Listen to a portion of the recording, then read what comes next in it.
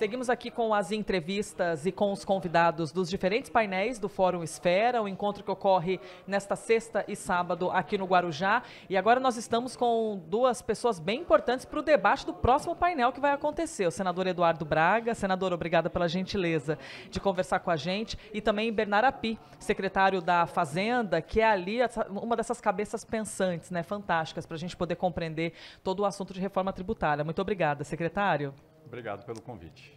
Bom, vamos aqui à conversa. Primeiramente, a gente vai ter um painel que começa daqui a pouco que fala justamente sobre a busca do equilíbrio. Então eu quero, senador, pegar essa palavra, né, esse gancho de como conseguir chegar num equilíbrio diante de tanta divergência, convergência de ideias quando a gente fala sobre a reforma tributária neste momento de 2023. Bem, isso é um esforço na democracia, é sempre um esforço a busca do equilíbrio. Nós esperamos que haja efetivamente um equilíbrio federativo no resultado que alcançaremos ao cabo desse debate no Senado da República e que voltará, obviamente, à Câmara dos Deputados. Esse equilíbrio federativo estará representado não apenas na configuração do Conselho Federativo, mas também na sua governança, bem como na questão do Fundo do Desenvolvimento Regional. Portanto, são dois equilíbrios importantes. Uma outra questão que eu acho que tem a ver com equilíbrio é a neutralidade da carga tributária. O povo brasileiro, eu tenho repetido isso inúmeras vezes, não aguenta mais pagar mais tributo. A esperança do povo é exatamente de que esta reforma possa representar, de um lado, a simplificação tributária, que reduza o custo de contabilidade, o custo de produção, o custo de comercialização. Que é de uma complexidade imensa. E, ao mesmo tempo, que isso possa assegurar uma transparência ao contribuinte para que ele tenha a certeza do que ele está pagando, mas que isso não signifique aumento de carga tributária. Portanto, creio que esse é um compromisso que o Senado da República tem deixado cada vez mais claro com relação ao tema. Outra questão que me parece importante com relação ao equilíbrio é de que o Fundo de Desenvolvimento Regional possa ser uma política de desenvolvimento regional que assegure reduções das desigualdades econômicas e regionais para todos os brasileiros. Não para alguns, mas para todos os brasileiros. Acho que a questão de um Brasil colônia já ficou para trás, né? Não creio que o brasileiro hoje admita existir um brasileiro de primeira classe e um brasileiro de segunda classe, e muito menos ainda no Senado da República. Portanto, nós gostaríamos de poder ter um texto ao cabo que tenha comandos constitucionais que traga também esse equilíbrio. E, por fim, da segurança jurídica. Eu acho que essa segurança jurídica é fundamental para que o investidor, para que o empreendedor, para que aqueles que geram emprego, que produzem e que podem efetivamente fazer com que o Brasil volte a crescer, gerar emprego, desenvolvimento social, econômico, confiem no sistema e que o Brasil ganhe tração econômica e, com isso, nós possamos dar a milhões e milhões de brasileiros, das futuras gerações, um desenvolvimento econômico sustentável, que é algo que nós buscamos há alguns anos no nosso país. É claro que a reforma tributária, por si só, sozinha, não garantirá isso, mas, num conjunto de medidas, ela é um dos elementos dessa tração que fará com que o Brasil construa um momento de sustentabilidade de crescimento econômico. Pois é, a gente não pode ver como um milagre fantástico a reforma, mas sim como uma etapa tão importante, né, senador? Sem e é dúvida. tão interessante a gente poder ter aqui, a gente tem um representante do Legislativo, o senador por esse estado tão maravilhoso que é o Amazonas, e também a oportunidade da gente poder ouvir quem confecciona também parte dessas ideias, Bernardo Api, que é secretário extraordinário, então o nome, ou seja, já conta que é algo extraordinário, vou até adotar essa fala aqui, secretário, porque a missão de confeccionar um texto como esse, as ideias, isso é dificílimo. E a gente vê um debate há muitos anos sobre a necessidade de uma reforma tributária e agora decidiram ou puseram as caras com a coragem de tirar isso da gaveta. Quero te ouvir sobre esse desafio enorme de ser um dos responsáveis, né, por essa confecção. Bom, obrigado. Só para explicar que extraordinário, no caso da minha secretaria, quer dizer temporário. É uma mas a gente adapta aqui como um adjetivo, secretário. Até avançar com a agenda da reforma tributária, depois vai deixar de existir. Eu acho que o senador Eduardo Braga já colocou muito o ponto importante aqui. Acho que essa ideia de olhar o desafio político da reforma tributária como a busca do equilíbrio, eu acho que é uma forma muito adequada de colocar a questão. Equilíbrio federativo, de um lado, e equilíbrio entre os setores da economia, de outro lado. Eu acho que esse é o desafio da reforma tributária. O senador falou bastante do equilíbrio federativo. Acho que na questão setorial, como a reforma tributária tem como um compromisso muito claro de que não tem aumento de carga tributária e que a carga tributária será mantida, o que aparece é que quando você dá um tratamento favorecido para um setor, na verdade, o custo recai sobre os outros setores. Eu acho que esse também é um equilíbrio que tem que ser buscado aí no desenho da reforma tributária. O texto que foi aprovado na Câmara, que está agora no Senado Federal, eu acho que ele buscou, na medida que contemplando, sim, a realidade política e a exigência de ter um texto que fosse aprovado politicamente, ele buscou a contemplar essa necessidade de equilíbrio de várias formas. Sim, de um lado, em todo o processo de transição, que eu acho muito interessante, não tem uma transição abrupta para as empresas, tem uma transição ao longo do tempo, e isso dá segurança jurídica, como disse o senador. E esse ao longo do tempo seriam quantos anos, então, mais ou menos? Para as empresas, a transição tem um período de teste em 2026. Antes de 2026 é um período de preparação, de aprovação de legislação complementar, montagem de sistemas. Em 2026 é um período de teste para poder avaliar o novo sistema, que não é só um novo sistema tributário, é um novo sistema de cobrança de tributos que está sendo montado. Em 2027 tem a mudança dos tributos federais, extingue PIS/COFINS, reduz a alíquota de IPI de todos os produtos que não são fabricados na Zona Franca, e cria a contribuição sobre bens e serviços com a alíquota cheia e o imposto seletivo. E para os estados e municípios a transição entre 2029 e 2033. Em 2033 termina a transição do sistema tributário atual para o novo sistema. E isto, na verdade, dá muita segurança jurídica, sobretudo para as empresas que têm benefícios fiscais hoje, que estão convalidados até 2032.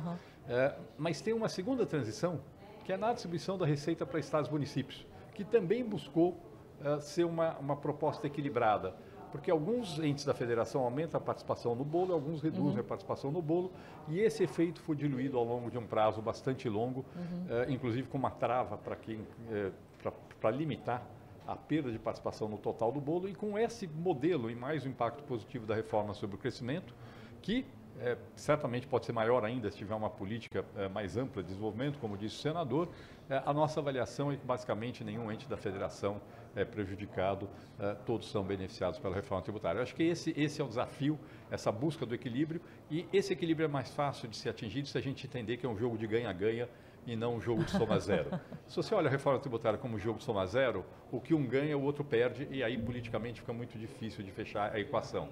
Se você entende um jogo em que todos ganham, e de fato é isso que acontece, na verdade é possível fazer um desenho em que todos os setores da economia e todos os entes da federação sejam beneficiados. É interessante trazer aqui uma ideia. Eu quero pegar o gancho do senhor que falou sobre os governadores e aproveitando o Eduardo Braga, né, que é um senador, mas que também já foi governador, sabe bem como é sentar nessa cadeira.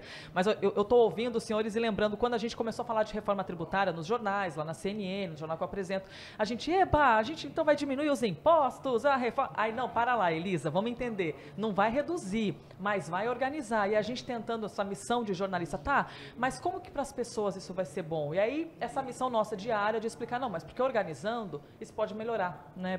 Todo o sistema tributário, melhorar para os empresários e a gente conseguir ter um sistema melhor. Então, é um assunto que é complexo. E essa missão de fazer, por exemplo, os estados entenderem que, pode ser bom para todo mundo. E por que eu estou trazendo esse gancho, senador? Porque isso deu um debate danado, né? E até eu me lembro de uma cena, o próprio governador do Amazonas, eu acho que a gente estava até transmitindo ao vivo, que os senhores estavam reunidos ali, falando sobre, porque ele foi pessoalmente lá para poder discutir sobre isso. Eu quero te ouvir sobre esses interesses dos estados, interesse do ponto de vista de cada um defender o seu, né, o que é bom para a sua população, para que ninguém saia de fato perdendo. Não, isso é legítimo. Eu acho que um país que representa uma federação, e a República do Brasil é uma república federativa, portanto, nós somos uma federação. Nós temos um pacto federativo entre União, estados e municípios. É legítimo que cada um defenda os seus interesses. Agora, o que precisa ser dito é que a federação ela precisa ser reestabelecida com um princípio de que todos devemos ter um desenvolvimento e ter uma redução das desigualdades que foram impostas ao longo dos anos por uma série de questões que aconteceram no Brasil. Não é?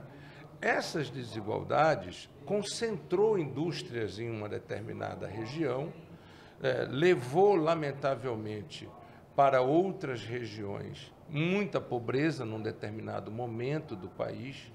E isso foi modificando ao longo dos anos exatamente por políticas de desenvolvimentos regionais. Essas políticas de desenvolvimentos regionais, ao longo do tempo, tiveram acertos, tiveram erros, e algumas delas criaram alguns desequilíbrios. Esses desequilíbrios precisam agora ser resolvidos, precisam ser equacionados. Agora, é preciso dizer que esta reforma, ela precisa ter a garantia da neutralidade da carga tributária. E essa garantia virá pelo limite do poder de tributar, que é um limite constitucional. É possível fazer o trabalho que estamos propondo fazer com a transição que está se propondo e com a responsabilidade que está se propondo? É preciso fazer um amplo debate? Para quê? Para que todos tenhamos a consciência do que estamos tratando no país. O que não vale é as pessoas não saberem o que nós estamos fazendo para depois não se dizerem enganadas. Entendeu? Nós não podemos baixar a carga tributária se nós não quisermos reduzir o tamanho do Estado. Não houve uma reforma administrativa no país. Então, nós não temos como reduzir o tamanho do Estado, não temos como reduzir os gastos. Então, nós temos que ter o quê? Neutralidade. Nós não podemos aumentar a carga, nós temos que ter neutralidade. Agora, se a economia cresce e se a base de arrecadação cresce, o que acontece? A alíquota, ao longo do tempo, ela poderá diminuir. E é isso que nós imaginamos que um modelo eficiente poderá fazer no futuro, mas não no início. O que não pode acontecer no início é que, na arrancada, nós tenhamos aumento de carga tributária. E é isso que nós estamos buscando, junto com o governo, junto com o Congresso, junto com os diversos setores, assegurar. Agora, além das questões federativas, estados e municípios, existem a questão dos setores produtivos que vivem buscando, e aí também de forma legítima, encontrar mecanismos de ganhos de competitividade. Agora, este novo modelo de tributos que o Brasil pretende implementar muda a metodologia dos benefícios. Ela deixará de ser fiscal e tributária e passará a ser orçamentária e financeira, para diminuir o quê? Aquilo que passou a ser chamado de guerra fiscal, que gerou todo um desequilíbrio nas regiões, com impactos de que alguns estados acabaram tendo custos-benefícios desproporcionais entre a atração do investimento e a arrecadação para investimentos e financiamento do próprio estado. Trocando em miúdos, o que o Brasil pretende é fazer uma coisa equilibrada do ponto de vista federativo, neutro do ponto de vista tributário e simplificador do ponto de vista contábil. Para quê? Para ficar mais barato. Mais barato para quem? Para todos, para quem produz, para quem consome, para a sociedade brasileira. E com isso, o Brasil poder gerar mais emprego, ter, portanto, uma contribuição do sistema tributário, que já foi chamado de um manicômio tributário. Essa não é uma frase de minha autoria, tá certo? Tem um livro, inclusive, publicado com esse título, O Manicômio Tributário Brasileiro. Tal é a maluquice que é o sistema tributário do país. Portanto, é absolutamente necessário uma reforma que tenha esses compromissos e esses fundamentos para garantir ao povo brasileiro a segurança jurídica e a tranquilidade para que nós possamos voltar a crescer. Enquanto nós estamos conversando, está ocorrendo o Fórum Esfera, vocês estão vendo ali atrás, ó, o fórum está acontecendo aí, aliás, está acontecendo enquanto nós conversamos durante esse podcast. Para a gente poder encerrar, porque eu sei que eu preciso liberá-los e o próximo painel é com vocês. Secretário, eu quero te fazer uma pergunta assim, genuína. Porque o povo brasileiro, quando ouve falar reforma tributária, já pensa assim, nossa, então a partir de amanhã, né, hoje é sábado, segunda-feira... Mas é preciso tempo, né? Por qual motivo a gente não pode ser tão apressado quando a gente fala dessa discussão e tem de esperar todos esses anos, secretário? Bom, a gente não pode ser apressado porque o sistema tributário brasileiro, ao longo das décadas, foi acumulando uma série de distorções. Tem que corrigir essas distorções? Tem. Mas o problema é que foram feitos investimentos com base nesse sistema distorcido. E você, na linha de não poder gerar insegurança jurídica, não pode chegar e falar, amanhã a regra mudou completamente, você que fez um investimento, na verdade mudou completamente sua condição de competitividade porque mudou o sistema tributário. Então precisa dar segurança jurídica para quem fez investimento. Uma das razões é técnica, para criar esse novo sistema, para implantar um novo sistema tributário que muda completamente o que nós temos. Tem um tempo de aprovar a legislação complementar, tem um tempo de montar sistemas de cobrança, de arrecadação, que vão ser muito mais modernos do que os atuais, muito mais simples para as empresas do que os atuais. Que bom, boa notícia. Muito mais voltados para fechar brechas para sonegação do que o atual. E tudo isso depende de um trabalho. Então tem os dois motivos, uma parte é técnica e uma parte é porque precisa dar segurança jurídica para as empresas que fizeram investimentos com base num sistema distorcido, mas que não pode mudar do dia para a noite. Eu só queria responder rapidamente sua pergunta inicial sobre como é que o cidadão brasileiro vai se beneficiar. O cidadão brasileiro vai ter uma parte muito visível da reforma tributária, que é a transparência. Ele vai saber quanto está pagando de imposto sobre tudo que ele está comprando, que hoje não tem. Não tem. É impossível saber quanto está pagando de imposto sobre o que você compra. Mas, sobretudo, o cidadão vai se beneficiar do efeito da reforma tributária sobre o crescimento da economia e sobre os preços. Crescimento da economia, porque a reforma tributária vai desonerar investimento, vai tornar o Brasil mais competitivo e isso aumenta o potencial de crescimento do país. Ela vai corrigir distorções que existem hoje, que fazem a gente produzir menos do que a gente pode produzir. Por exemplo, a tributação hoje no Brasil leva a gente, às vezes, a escolher métodos construtivos que são menos eficientes do que outros, porque é mais barato do para conseguir sobreviver, muitas vezes, né? Para conseguir sobreviver, não, mas porque assim, as empresas minimizam custo. O custo que a gente chama econômico de produção e o custo tributário. Só que às vezes a tributação distorce tanto que eu produzo de um jeito menos eficiente para poder economizar tributos, que é o que acontece hoje.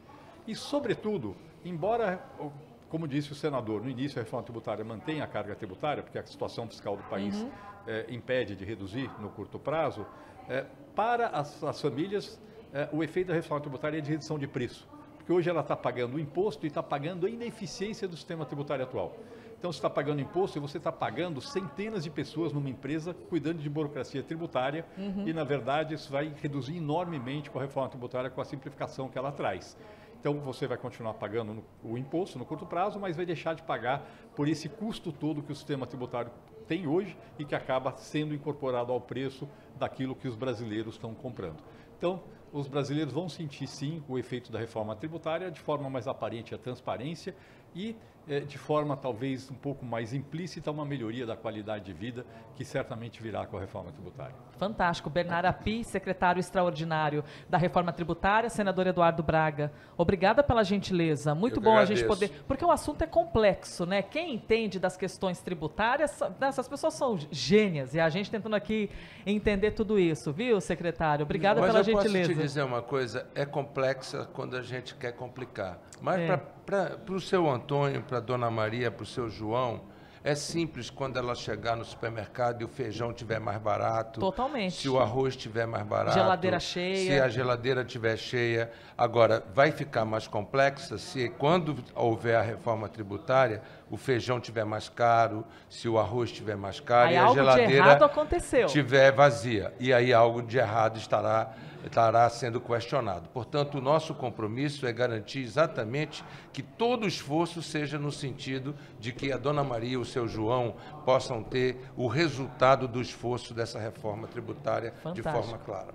Fantástico. Bom painel para vocês. Obrigada. Obrigado.